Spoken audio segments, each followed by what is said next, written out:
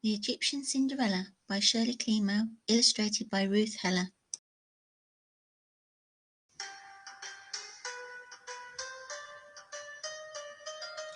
Long ago, in the land of Egypt, where the green Nile River widens to meet the blue sea, there lived a maiden called Rhodopsis.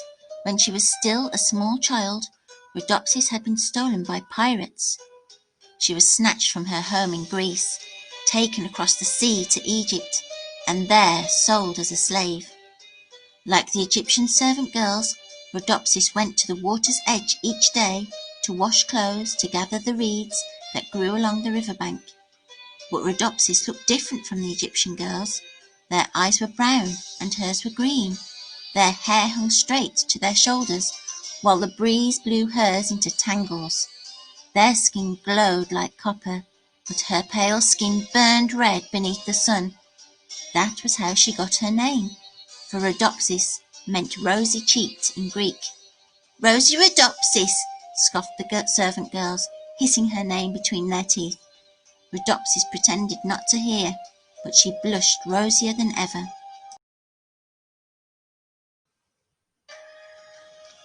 Although her master was kind, he was old and liked to doze beneath a fig tree.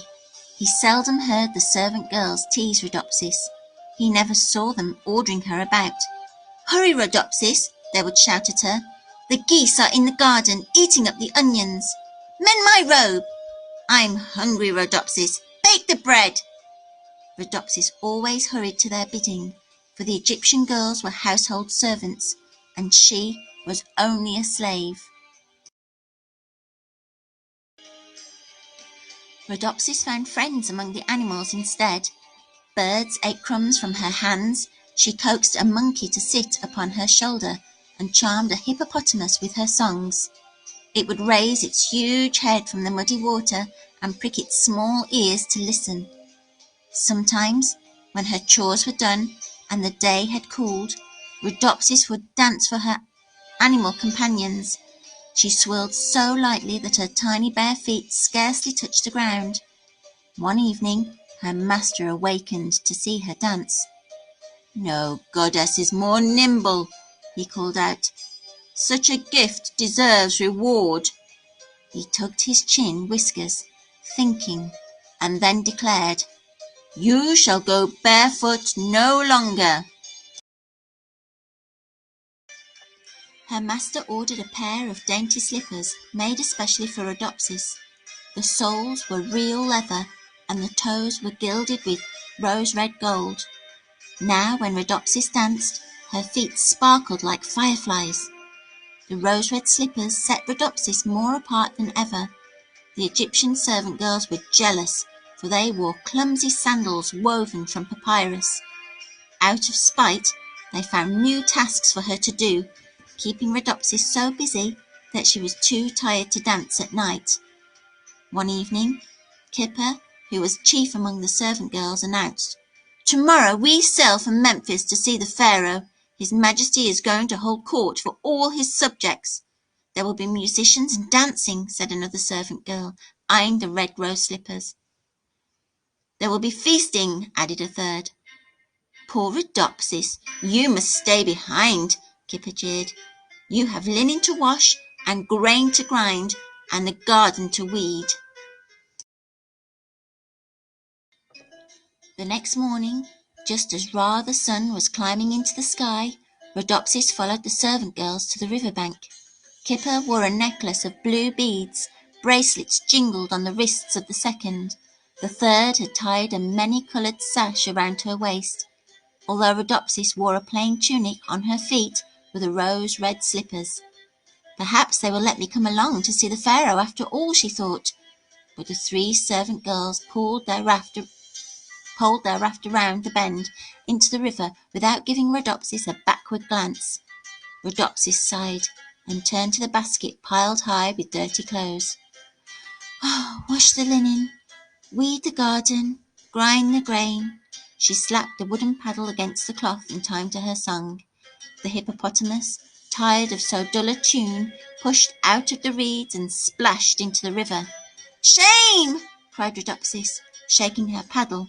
You splattered mud on my beautiful slippers." She polished the shoes on the hem of her tunic until the rosy gold glittered in the sun. Then she carefully put them on the bank behind her. "Wash the linen, weed the garden," Rhodopsis began again, when suddenly a shadow fell on the water. Rhodopsis jumped up. A great falcon, the symbol of the god Horus, circled in the sky with wings spread so wide that they blotted out the sun. "Greetings to you, proud Horus," Rhodopsis murmured. She bowed her head and felt a rush of air on the back of her neck. When Rhodopsis dared to lift her eyes, she saw the falcon soar away. Dangling from its talons was one of her beautiful slippers. "Stop!" she pleaded. "Come back!" But the bird did not heed her. He flew towards the sun until he was no more than a dark speck against the gold. Rhodopsis bit her tongue. One shoe was worse than none at all. Now she'd have to dance like a stork, hopping about on one foot, and even the monkey would laugh. Rhodopsis took the slipper into her tunic and returned to her laundry, salting the river with her tears. After Rhodopsis had lost sight of the falcon, the mighty bird followed the course of the Nile to the city of Memphis, to the square where the pharaoh was holding court. There the falcon watched and waited. The pharaoh's name was Amasis. On his head he wore the red and white crown of the 2 Egypts. The double crown was heavy and pinched his ears. He preferred driving his chariot fast as the wind to sitting on a throne. Amasis yawned.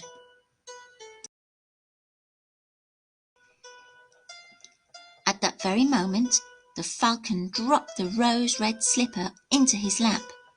The slipper was so bright that Amasis thought it was a scrap of the sun. Then he saw the falcon wheeling overhead. "The god Horus sends me a sign," exclaimed the pharaoh. He picked up the rose-red slipper. "Every maiden in Egypt must try on this shoe. She whose foot it shall fit will be my queen. That is the will of the gods." Amasis dismissed the court, called for his chariot, and began his search at once. When the Egyptian servant girls arrived in Memphis, they found the throne empty and the streets deserted. They were so angry on their return that even seeing Rhodopsis without her rose-red slipper did not please them. "Slaves are better off barefoot," snapped Kipper. The pharaoh journeyed to distant cities.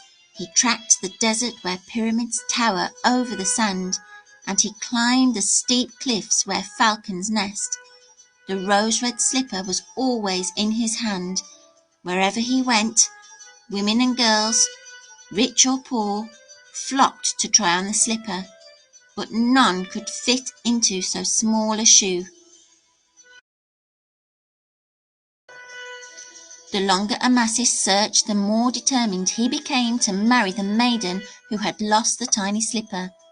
He summoned his royal barge and vowed to visit every landing along the Nile. The barge was hung with sails of silk. Trumpets blared, and oarsmen rowed to the beat of the gongs.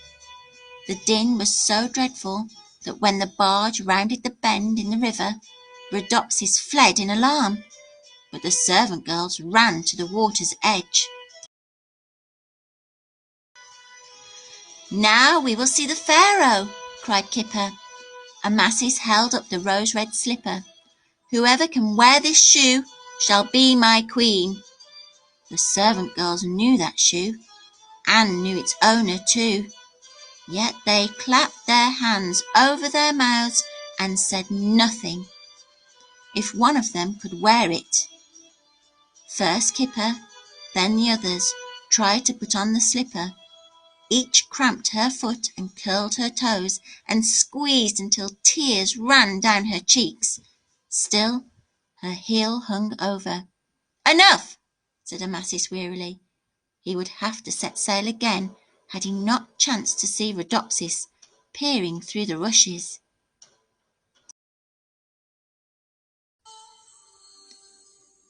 "Come," he commanded. "You must try this rose-red slipper." The servant girls gawked open-mouthed as the Pharaoh kneeled before Rhodopsis. He slipped the tiny shoe on her foot with ease. Then Rhodopsis pulled its mate from the folds of her tunic. "Behold!" cried Amasis. "In all this land there is none so fit to be queen." "But Rhodopsis is a slave," protested one of the servant girls. Kipper sniffed. "She's not even Egyptian." "She's the most Egyptian of all," the Pharaoh declared, "for her eyes are as green as the Nile, her hair as feathery as papyrus, and her skin the pink of a lotus flower." The Pharaoh led Rhodopsis to the royal barge, and with every step her rose-red slippers winked and sparkled in the sun.